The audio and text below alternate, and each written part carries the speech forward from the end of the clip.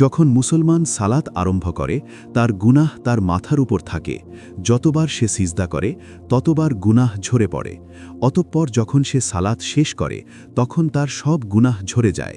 সিলসিলা সহিহা 579।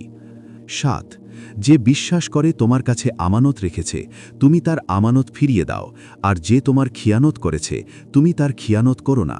আবু দাউদ হাদিস 3535।